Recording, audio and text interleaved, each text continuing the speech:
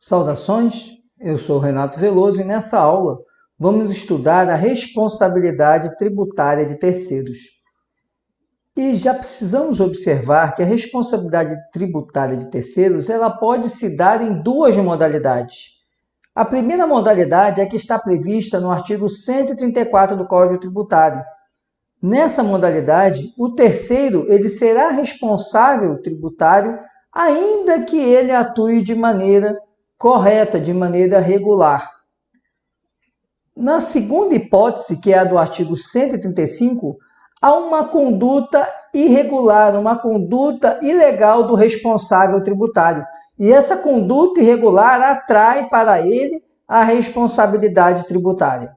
Em relação à responsabilidade de terceiros gerada em situações em que não há irregularidade, ou seja, que é uma conduta legal, correta do responsável tributário, o artigo 134 estabelece o seguinte: nos casos de impossibilidade de exigência do cumprimento da obrigação principal pelo contribuinte, respondem solidariamente com este, nos atos em que intervierem ou pelas omissões de que forem responsáveis. E em seguida o legislador traz um rol desses responsáveis que daqui a pouco eu vou comentar.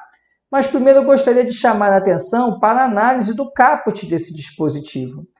Veja, o dispositivo, primeiro ele diz que o indivíduo vai ser responsável quando for impossível o cumprimento pelo contribuinte da obrigação principal, ou seja, o pagamento do crédito tributário. E ele diz que essa impossibilidade do devedor principal pagar, do contribuinte pagar, gera a solidariedade dessas pessoas elencadas no dispositivo.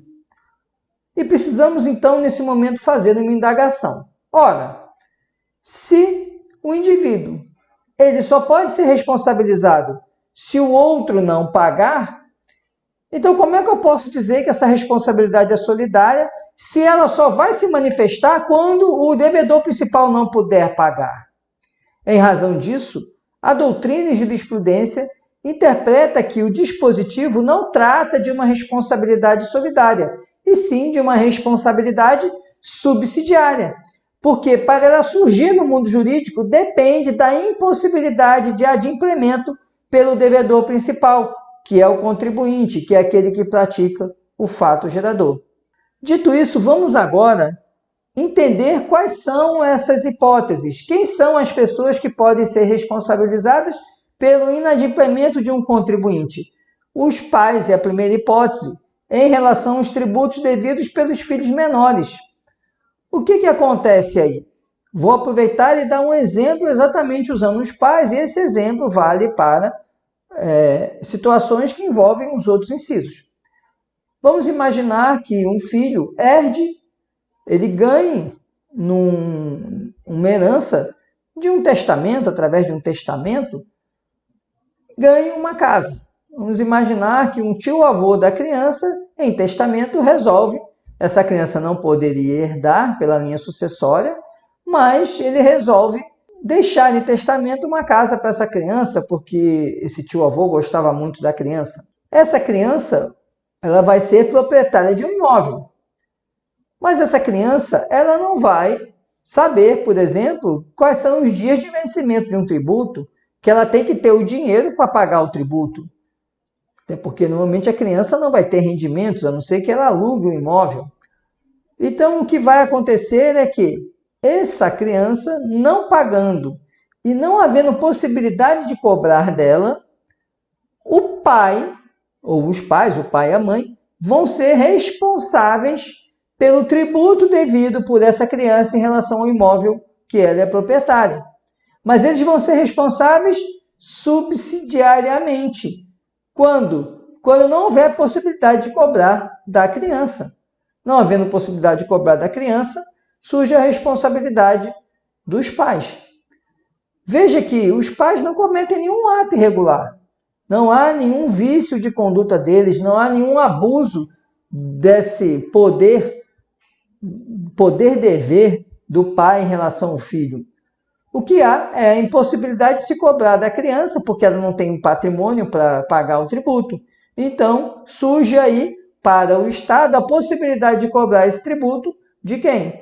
Do pai, em razão da responsabilidade do pai pelos atos dos filhos.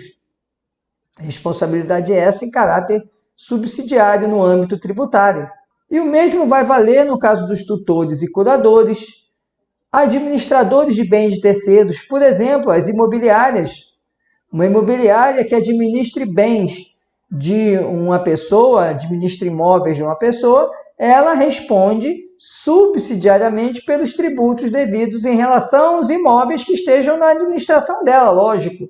Ela não vai ser responsável se o indivíduo ele deixar de pagar o IPVA, porque ele não administra o carro da pessoa, mas os imóveis, como ela administra aqueles imóveis, ela vai ser responsável tributária pelos tributos relativos ao imóvel, se não houver condições de cobrar do contribuinte, que é o devedor principal. O inventariante é a pessoa que administra o acervo patrimonial de um espólio. Portanto, caso haja tributos de responsabilidade do espólio na qualidade de contribuinte, o inventariante ele é responsável pelo pagamento desses tributos na impossibilidade de cobrança do espólio. Como é que isso pode acontecer? Vamos imaginar que o espólio devia ainda tributos, foi feita a partilha e o inventariante, que é a responsabilidade dele, não quitou todos os tributos. O que vai acontecer é que ele, inventariante, vai ser responsável na qualidade de responsabilidade subsidiária por quitar esses tributos que não há mais condições de cobrar do espólio. O síndico e o comissário. Atenção que não há mais síndico de massa falida. A nova lei de falências, ela traz para nós a figura do administrador judicial. Então, você vai ter o administrador judicial na falência, vai ser responsável pelos tributos devidos pela massa falida na impossibilidade de cobrança da massa falida. E o comissário em relação à concordata, não há mais a figura da concordata, a figura agora é da recuperação judicial. Então, o administrador também na recuperação judicial, ele vai ser responsável subsidiário. Os tabeliães e escrivães e serventuários do serviço cartorário, nos atos em que praticarem, lógico. Então, um tabelião, por exemplo, que lança uma quitação de tributos numa escritura de compra e venda de um imóvel sem que essa quitação tenha ocorrido, ele vai ser responsável subsidiariamente pelos tributos devidos, desde que ele não tenha agido de maneira fraudulenta. Vamos imaginar que a pessoa entregou uma certidão correta e que, por exemplo, o erro na emissão de certidão não houve nenhum envolvimento do tabelião nesse ato. Nesse caso, o tabelião responde apenas subsidiariamente, porque houve ali um tributo que não foi pago e que agora não há mais condições de se cobrar do contribuinte, que é o devedor principal. O mesmo vale no caso dos sócios nas sociedades de pessoas.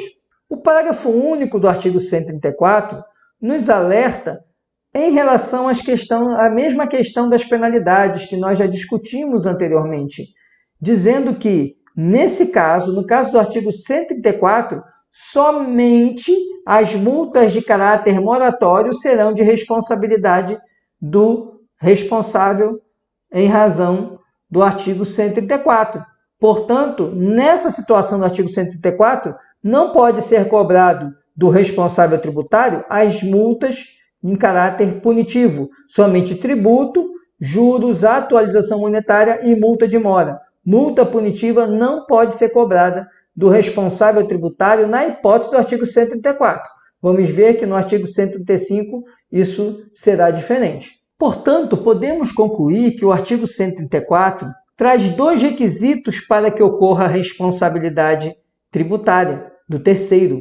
O primeiro requisito ficou bem claro quando eu expliquei a impossibilidade do cumprimento da obrigação pelo contribuinte, que é o devedor principal. O segundo requisito é que, para que haja a possibilidade de cobrar do terceiro, é preciso que ele tenha, de alguma forma, atuado na situação jurídica que leva ao fato gerador. Ou então, ele se omitiu e, em razão dessa omissão, ele tem um vínculo com o fato gerador. Por exemplo, Vamos usar de novo o exemplo do pai em relação ao filho. O pai, ele é responsável pelos interesses do menor, ele é o gestor dos interesses do menor. E ele deixou de retirar a guia do IPTU. Não por má fé, simplesmente porque ele esqueceu, ele não sabia que teria que consultar a Receita Municipal para verificar o IPTU. Ele achava que por ser criança não se cobraria dele o tributo. Enfim, ele simplesmente se omitiu, não agiu, não houve nenhum dolo, nenhuma má fé. Ele esqueceu de retirar a guia. Não retirou a guia, o município vai cobrar da criança e a criança não tem patrimônio para pagar. Como percebam que houve uma relação na atuação desse poder-dever do pai em relação à gestão dos interesses do filho, porque ele deixou de expedir um documento para poder fazer o pagamento. Em razão disso, ele vai responder subsidiariamente. Deve haver um liame entre a atuação do terceiro e o negócio jurídico que leva à ocorrência do fato gerador. E o STJ, então, reforçando a constatação que eu havia falado antes, assinala que a responsabilidade em questão não é solidária, e sim subsidiária. Neste acórdão que eu destaco para vocês, o STJ assim se manifesta. Flagrante ausência de tecnicidade legislativa do artigo 134 do Código Tributário, onde se indica hipótese de responsabilidade solidária nos casos de impossibilidade de exigência do cumprimento da obrigação principal pelo contribuinte. E conclui o STJ, uma vez que se disso que o Instituto da Solidariedade não se coaduna com benefício de ordem. Esse era o conteúdo que tínhamos para explanar para vocês sobre a responsabilidade de terceiros em relação à atuação regular. Muito obrigado pela atenção e até nossa próxima aula.